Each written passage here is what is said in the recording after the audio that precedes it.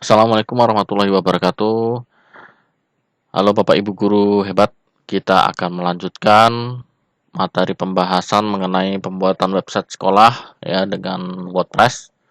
Jadi kita akan melanjutkan dari video materi sebelumnya mengenai instalasi WordPress sudah kita lakukan.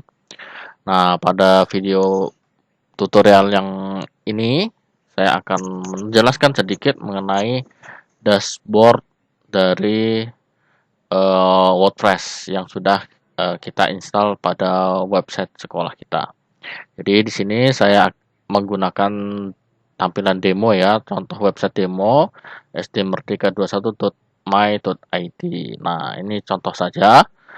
Nanti Bapak Ibu tentu saja mempraktekannya dengan nama sekolah dan domain sekolah masing-masing seperti itu. Oke, Bapak Ibu, jadi kita sudah di sini posisinya sudah sudah masuk di halaman WordPress ya, halaman dashboard dari WordPress tersebut. Nah, kan nanti tampilannya seperti ini. Jadi, halaman dashboard ini adalah nanti halaman di mana Bapak Ibu akan melakukan berbagai macam pengaturan, baik pengaturan tampilan dan pengaturan konten dari WordPress atau website sekolah yang Bapak Ibu buat nantinya. Seperti itu. Nah, sekarang kita perhatikan. Jadi nanti untuk melakukan membuat postingan ya, membuat berita ya, menambahkan halaman, mengganti tema dan sebagainya itu nanti semuanya melalui halaman dashboard ini. Dan halaman dashboard ini nanti bisa diakses ya, diakses menggunakan alamat ini ya. Jadi ketika login nanti akan tampil alamat ini ya. Alamat web sekolahnya diikuti dengan garis miring wp-admin seperti itu. Nah, jadi untuk loginnya seperti itu. Oke ya.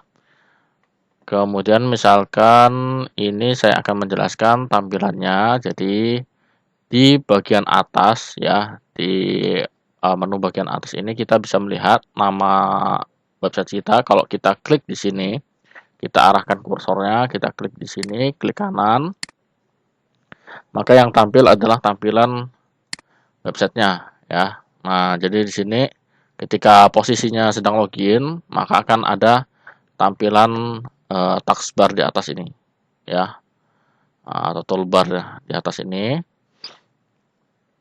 Ya, ketika kita logout nanti menu yang di atas ini akan hilang seperti itu.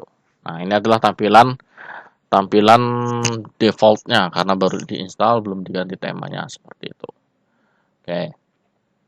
Kemudian di atas ini ya, selain itu ada bagian komentar. Jadi nanti ketika berita atau postingan di website sekolah itu ada komentarnya, akan muncul di sini. Ada beberapa komentar yang minta disetujui seperti itu. Nah, kemudian di bagian sini tanda tambah ini ada kita bisa menambahkan post nih untuk berita sekolah ya. Misalkan kegiatan-kegiatannya, kemudian menambahkan media, kemudian menambahkan halaman baru ya, misalkan halaman profil dan sebagainya, kemudian pengguna. Nah, seperti itu.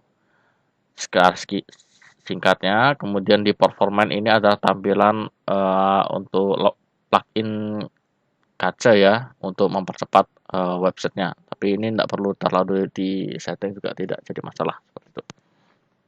Oke.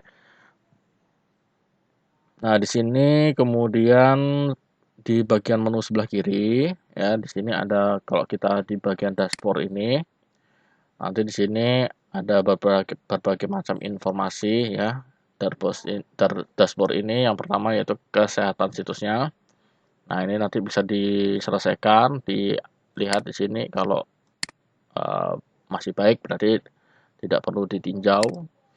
Nah, ini tinggal dilihat aja. Nah, ini ada beberapa saran perbaikan yang perlu dilakukan. Nah, misalkan menghapus plugin yang tidak aktif, tema yang tidak aktif seperti itu. Tapi ini kita nanti lewati saja dulu. Kemudian di bagian menu post ini kita bisa melihat ya, melihat semua postingan jika sudah ada. Nah, ini baru postingan contoh aja ya, postingan Hello World ini baru satu postingan. Kemudian kita bisa menambahkan postingan baru. Misalkan kita klik di sini. Ya, jadi di sini kita bisa menambahkan suatu tulisan baru. Nanti ini akan kita pelajari cara menambahkan berita atau membuat artikel di website sekolahnya Bapak Ibu. Oke, ini jadi tampilannya seperti ini, tampilan blog editor. Oke, kita close dulu. Kemudian di sini bisa nanti ada kategorinya. Jadi setiap postingan diharapkan disesuaikan dengan kategori apa dari tulisan tersebut ya Bapak Ibu ya. Misalkan berita, kegiatan ekstrakurikuler, ya kegiatan guru, kegiatan siswa itu bisa dikelompokkan berdasarkan kategorinya. Kemudian tag ini seperti topik-topiknya ya. Misalkan tentang apa, tentang kesenian, tentang apa itu ya kurang lebih mirip seperti kategori tapi ini lebih spesifik lagi. Misalkan kalau artikel website yang membahas tentang IT gitu kan. Uh, kategorinya itu teknologi ya kan, tagsnya misalkan Microsoft, tagsnya tentang Google dan sebagainya. Nah itu nanti bisa ditambahkan di postingannya Bapak Ibu. Oke, kemudian di bagian media, nah di bagian media ini nanti kita bisa juga melihat foto-foto atau file yang sudah kita upload baik melalui tulisan, melalui postingan maupun kita upload langsung di sini. Jadi kita bisa menambahkan foto seperti itu. Tapi saran saya kita tidak mengupload file yang cukup besar di sini karena storage-nya terbatas. Jadi nanti kita maksimalkan, kita minimalisir betul-betul foto atau media yang diupload pada postingan berita. Jadi fotonya juga nanti kita kompres supaya bagaimana kita upload foto itu fotonya tidak besar gitu. Kemudian bagian halaman ya, kalau yang tadi itu adalah bagian postingan, nah ini bagian halaman. Nah, halaman ini biasanya seperti profil, kontak, kemudian informasi pengumuman dan lain sebagainya seperti itu. Nah, kemudian di sini ada komentar ya, ada contoh komentar. Ini ada komentar. Jadi nanti ketika ada orang atau pengunjung yang mengomentari websitenya, mengomentari postingannya ada di sini ya, ada misalkan ini ditolak gitu kan. Jadi nanti ada minta konfirmasi, ada komentar baru, apakah disetujui atau dihapus. Nah, kalau misalkan kira-kira komentarnya layak untuk ditampilkan, ya kita klik setujui seperti itu. Itu contohnya. Kemudian tampilan. Di bagian tampilan ini kita bisa memilih tema ya, ada tema, nanti ada bermacam-macam tergantung pilihan temanya nanti, ada sesuaikan dan kemudian yang lain sebagainya. Nah, ini ada 3 tema di sini. Jadi disarankan kita menggunakan 1 atau 2 tema saja. Karena ini tema bawaan dari WordPress, kita cukup menggunakan 1 saja ya. Nah, jadi nanti kita akan install tema yang baru dan tema yang WordPress ini kita biarkan. Kita ganti dengan tema yang baru itu. Itu contoh aja. Kemudian plugin. Ya, jadi di plugin ini kita nanti bisa menambahkan beberapa plugin pendukung ya. Misalkan untuk perlindungan dari anti spam, nanti kita bahas ini. Kemudian plugin lain misalkan untuk kecepatan website ya. Cache ini kita biarkan saja ya. Kemudian yang Hello Dolly ini jika tidak dibutuhkan kita juga bisa hapus seperti itu. Selain itu nanti ada plugin lain misalkan untuk table of content, untuk SEO dan sebagainya. Nah, tapi hanya beberapa plugin yang kira-kira memang dibutuhkan saja. Kalau tidak dibutuhkan lebih baik tidak perlu diinstal. Untuk menambahkan plugin baru kita klik sini. Kita bisa mencari beberapa plugin yang memang kita butuhkan situ. Jadi di sini ada ribuan plugin ya. Ada ribuan plugin yang bisa kita pilih, kita install, bisa kita gunakan secara gratis ya, ada kontak form dan sebagainya. Oke, kemudian untuk pengguna, nah ini contoh aja. Nah, kita ketika login, nah kita status pengguna sebagai administrator. Nah, administrator itu adalah pengguna atau pengguna statusnya yang paling tinggi lah ya, administrator ini.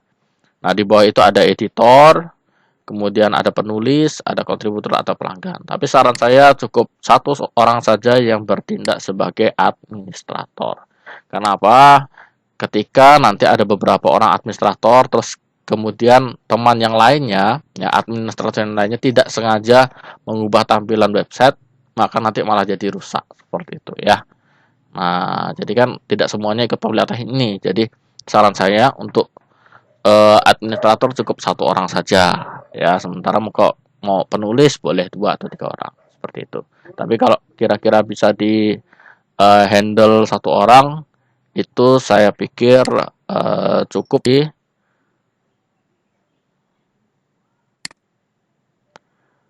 Kemudian ini profilnya ya. Ini profil, bagian profil. Kemudian di sini ada beberapa, misalkan Bapak Ibu mau ganti pasportnya juga bisa diatur di sini. Mau ganti foto ya, ini nanti tampilannya di Gravatar. Buat akun Gravatarnya sesuaikan, samakan dengan akun ini, emailnya seperti itu.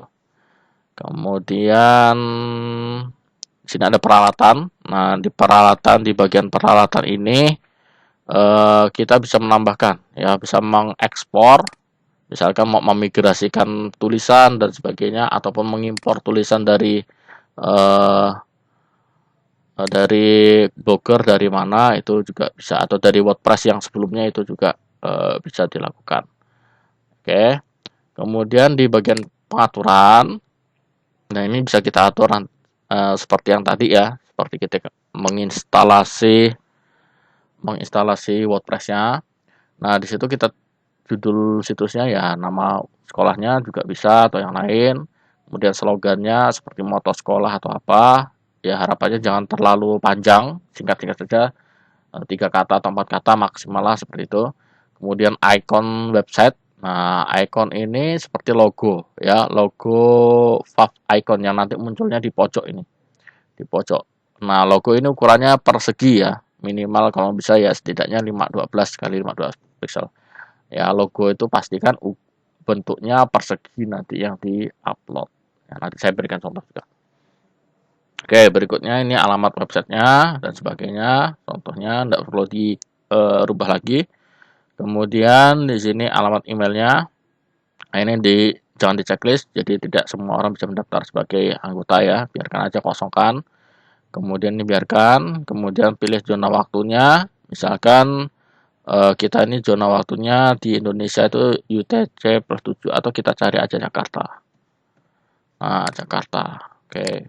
Kemudian format tanggalnya kita atur, pilih yang ini, atau yang lain juga tidak masalah sebenarnya.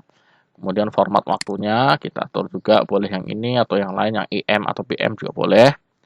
Jika sudah selesai, kita save perubahan. Nah, ini untuk pengaturannya. Kemudian di sini ada pengaturan menulis ya Bapak Ibu ya, ada beberapa pengaturan. Kalau tidak perlu, kira-kira perlu ada perubahan, tidak usah dilakukan.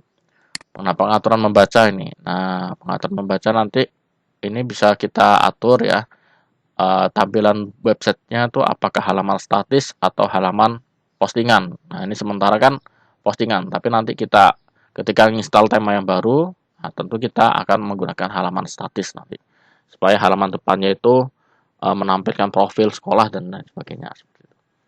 Nah, ini kita abaikan juga tidak masalah. Kemudian ketampakan di mesin pencari, ini kalau di checklist, Google tidak akan bisa mencari website kita atau tidak akan mengindeks website kita. Jadi kita biarkan saja, kita kosongkan seperti itu. Kemudian yang lainnya adalah permalink. Nah, permalink ini adalah tampilan untuk struktur URL-nya. Nah, kita atur yang menggunakan nama tulisan. Jadi setelah domain sekolah ini dilanjut dengan URL judul tulisan. Nah, ini yang disarankan itu sebaiknya seperti ini ya. Oke. Setelah itu kita simpan. Berikutnya sudah ya. Ini yang paling setidaknya Bapak Ibu lakukan pada pengaturan di dashboard WordPress. Nah, nanti kita akan di video berikutnya kita akan belajar mengenai bagaimana memilih tema yang pas ya. Kita menginstal tema, menginstal plugin tambahan yang sekiranya memang diperlukan pada WordPress atau pada website sekolah Bapak Ibu nantinya. Sekian, terima kasih. Assalamualaikum warahmatullahi wabarakatuh.